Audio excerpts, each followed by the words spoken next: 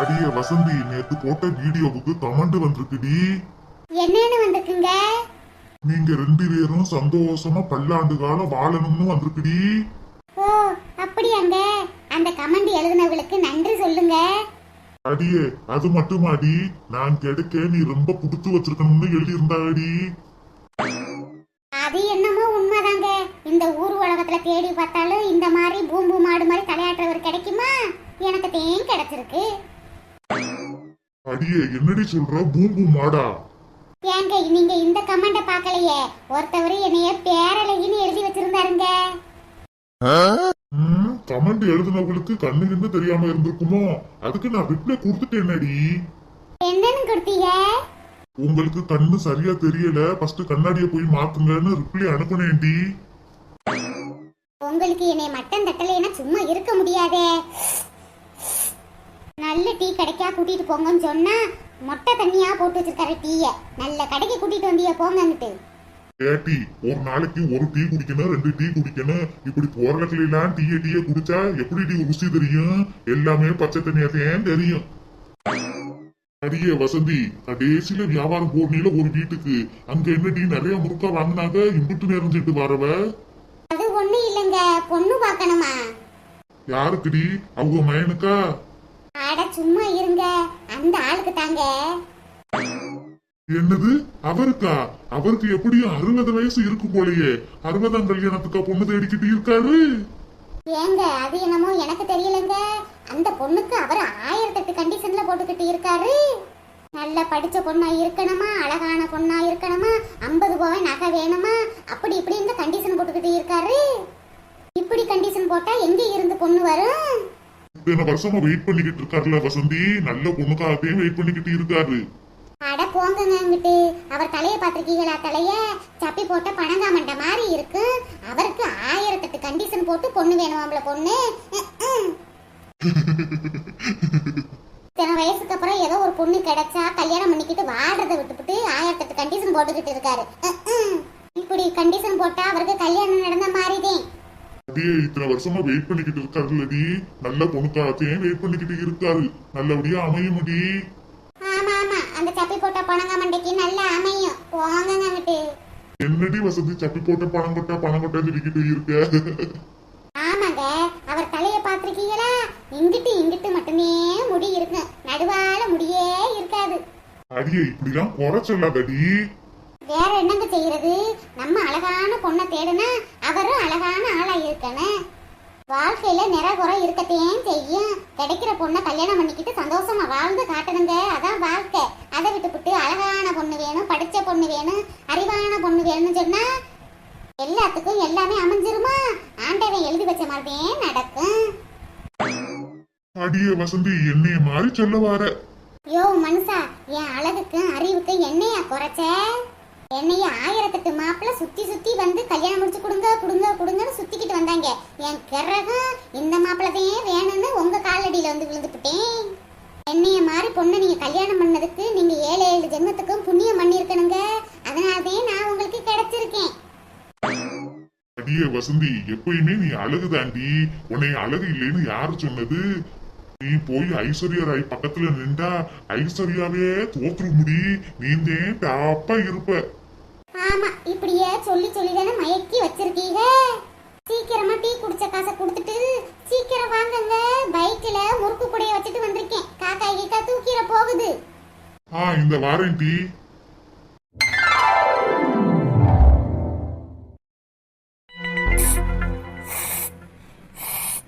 டேய் டேய், உனக்கு இருக்குடா. அடியே இருடி, உன்னை பேசிட்டு வந்து வச்சுக்கிறேன். ஏய் ஏய், நீ இப்ப என்ன பண்ணுவேன்னு எனக்கு தெரியாது. கரெக்டா 10 மணிக்குள்ள எனக்கு காசு வந்து ஆகணும். உன் மூஞ்சிய பார்க்கவே எனக்கு பிடிக்கல. நீ கையில கூட வந்து காசை கொடுக்க வேணாம், என் அக்கௌண்ட்ல போட்டு விடுறா. வாங்குனா ஒழுங்கா காசை கொடுக்கறது இல்ல, வை போன. அடியே அந்த கிளாஸோட விலை தெரியுமாடி உனக்கு? விலை தெரியுமா? இப்படி தூக்கி போட்டு நோக்குற. இந்த டம்ளரோட விலை 150 ரூபா. உங்க அப்பா வீட்டுல இந்த டம்ளர் எல்லாம் பாத்திருக்கியாடி? இப்படி தூக்கி போட்டு நோக்குறியே. இந்த கிளாஸ போட்டனால ஒரு டைல்ஸையே மாத்த வேண்டி இருக்குடி. டைல்ஸ மாத்தவே சும்மாவா மாத்தி கொடுப்பான்? 5000 ரூபா கேட்பான். உன்னால தெண்ட செலவு தான் ஏற்படுது. ஏங்க இப்படி படபடன்னு பேசிக்கிட்டு இருக்கீங்க? போன்ல நீங்க படபடன்னு பேசவும் எனக்கு டக்குனு பயம் ஏற்பட்டுருச்சுங்க. அதான் கிளாஸ தவற விட்டுப்புட்டேன்.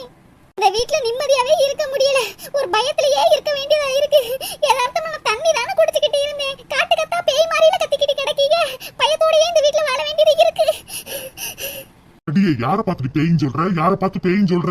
உங்க அப்பா வீட்டுல இருந்து கொண்டு வந்தா வழி தெரிஞ்சிருக்கும். இல்ல நீ வேலைக்கு போய் கஷ்டப்பட்டு சம்பாரிச்சு இந்த பொருட்கள் எல்லாம் வாங்கினா வழி தெரிஞ்சிருக்கு. நான் எல்லாம் வெளியில போய் கஷ்டப்பட்டு வேர்வை சிந்தி இந்த பொருள் எல்லாம் வாங்கி வைக்கிறேன். எனக்கு இதோட கஷ்டம் நஷ்டம் என்னன்னு தெரியும்படி நோகாம உட்கார்ந்துகிட்டு ஏசி காத்துல தூக்கி போட்டு உடைக்கிறவ. இந்த டம்ளரோட விலை என்னன்னு தெரியுமாடி உனக்கு? விலை என்னன்னு தெரியுமா? உங்க அப்பா வீட்டுல கொட்டாங்குச்சியில தண்ணியை கொடுத்து உனக்கெல்லாம் வாங்கி கொடுத்தேன் பாரு, என்ன சொல்லு. அடச்சி.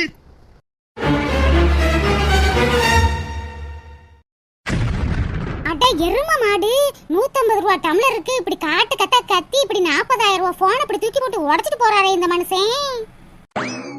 இந்த மனுஷனுக்கு இருக்கிற அறிவுக்கு நம்மளுக்கு வேற அறிவு இல்லைன்னு வேற கிழிச்சிட்டு போகுது. ஐயோ, இந்த மனுஷன் எல்லாம் குடும்பம் நடத்தணும்னு ஆண்டவே என் தலையில எழுதி வச்சிருக்கேன்.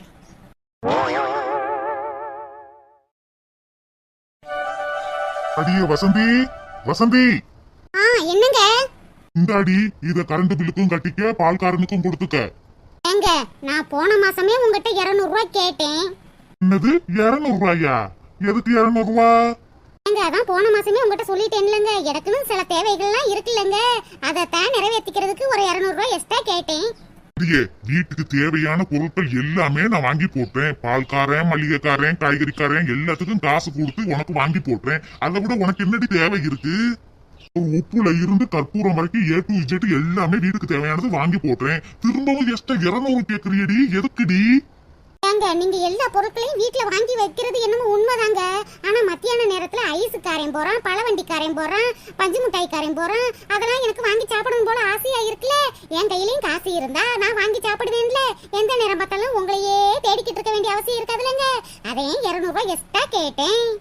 அடியே பச்சை நல்ல மாதிரி பேசாதடி. 7 வயசாச்சு இன்னும் ரோட்ல போறத வாங்கிட்டீங்கன்னு சொல்லிக்கிட்டு இருக்கிறவ. ஏங்க, நான் மட்டும் வாங்கி திங்க மாட்டேங்க, மக சியனாவுக்குமே வாங்கி கொடுப்பேன். பார்த்தா அப்படி ஒண்ணும் தெரியலடி. வாங்கி நீந்தே ஃபுல் கட்டு கட்டுற மாதிரி இருக்கு. மக சியானா எலும்பும் தோளுமாத்தே இருக்கா. இந்த ஒவ்வொரு நாளும் ஒவ்வொரு நிமிஷமும் குந்தாணி மாதிரி பெருத்துக்கிட்டே போற. ஏங்க, கண்ணு வைக்காதீங்க. ஓர வஞ்சனை இல்லாம இருக்கறனால உடம்பு உதிக்கிட்டே போகுது. பாருடி வசந்தி, எக்ஸ்ட்ரா காசுலாம் கொடுக்க முடியாது. விரலுக்கேத்த விக்கம் தாண்டி வேணும். வீட்டுல இருக்கிறத வச்சு சமைச்சு சாப்பிட்டா போதும். காசும் இல்ல, ஒண்ணு இல்ல.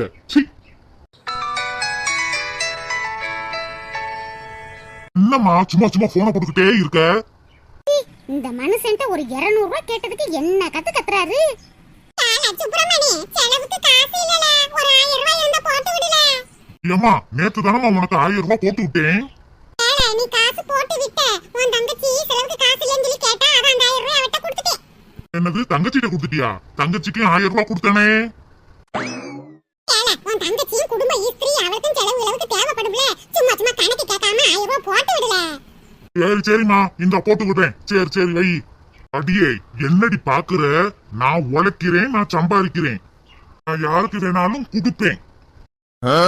என்னோட காசு, என்னோட உழைப்பு. நான் யாருக்கு வேணாலும் குடிப்பேன். நீ வீட்டுல உட்கார்ந்து நல்லா திங்கிறீல. வீட்டுல உட்காந்துதான் திம்பாக, வேற படுத்துக்கிட்டா திம்பாக. எப்ப பார்த்தாலும் உட்காந்து திங்கிறேன் மட்டும் சொல்ல தெரியுது. திங்கிறதுக்கு சமைக்கணுமே, அது மட்டும் அவருக்கு கண்ணு தெரியாது.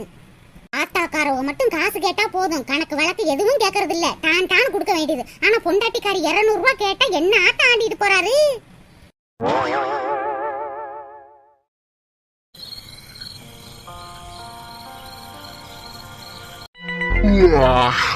ஏய், என்னடி அதுக்குள்ளயும் படுக்க வந்துட்ட? அடுப்படியெல்லாம் சுத்தம் பண்ணிட்டு வந்தியா என்ன? அதெல்லாம் சுத்தம் பண்ணியாச்சுங்க. மணி 10:30 ஆச்சுல, தூக்கம் வருது, அதான் தூங்க வந்தேன். சரி, தூங்குறப்ப நைட்டு நான் எப்பயும் தண்ணி குடிப்பேன்னு உனக்கு தெரியாதா? தண்ணி எங்கடி? ஆமா, நைட்டு தூங்குனா காலையில எந்திரிக்கிறீங்க. தேவையில்லாம தண்ணி எள்ளி வச்சு வேஸ்டா தான் ஆகுது. காலையில நான் தான் ஊத்த வேண்டியது இருக்கு, அதான் தண்ணி எள்ளிட்டு வரலங்க. அடியே, இந்த வீட்டோட குடும்ப தலைவர் நான் சொல்றத நீ கேளுடி. எனக்கு தண்ணி வேணும், போய் அள்ளிட்டு வரியா என்ன? இங்க பாருடி வசந்தி, தண்ணி ஒண்ணும் உங்க அப்பா வீட்டுல இருந்து கொண்டு வரது போறது கிடையாது. நம்ம வீட்டுல இருந்தாலும் கொண்டு வர போற. தண்ணி வரி நான் கட்டுறேன்டி. போய் தண்ணி அள்ளிட்டு வா. ஏங்க, தண்ணி கூட எங்க அப்பா வீட்டுல இருந்து அள்ளிட்டு வரணுமா? இங்க பாருடி, இந்த நக்கல் பேச்சுல என்கிட்ட பேசாத. ஒழுங்கா தண்ணி அள்ளிட்டு வான்னு சொன்னேன். எனக்கு தண்ணி வேணும். சரி இருங்க, இந்த கொண்டு வாரேன். இந்த மனுஷனை வச்சுக்கிட்டு எப்ப பகல் ஃபுல்லா வேலையா இருக்குன்னு பார்த்தா நைட்லயும் வேலை சொல்லி கொடுறாரே மனுஷன். தண்ணி அள்ளிட்டு வர்றதுக்கு என்ன கொண்டு போற?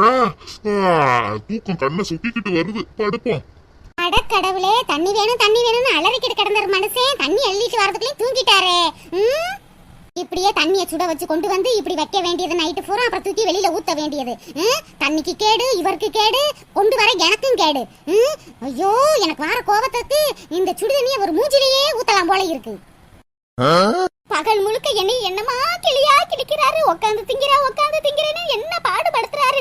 இங்க வேலை வெட்டி பார்த்ததுக்கு பதிலா வெளியில போய் வேலை வெட்டி பார்த்தா 15,000 20,000 கிடைச்சு இருக்கு. எல்லாம் என் தலை எழுத்து. வீட்டுகள்ல வேலை பார்க்குற மாதிரி இவருக்கு தெரியாது ஓலை இருக்கு. எனக்கு உடம்பு சரியில்லாம நான் படுத்தாத்தேன் இந்த வீட்டோட நாத்தம் தெரியும். இவரை கல்யாணம் பண்ணிக்கிட்டு நான் என்ன வாழ்க்கை வாழ்ந்துகிட்டு இருக்கேன். என்னது முடிச்சிட்டாரா? எங்க ஒண்ணு இல்லங்க, தூங்குங்க. நல்லா தூங்கிட்டாரு ஓலை இருக்கு. நம்ம வேலையை காட்டிட வேண்டியதே. என்னைய பகல் முழுக்க என்ன பாடுபட்டு கிளியா கிளிக்கிற இருக்கியா உனக்கு?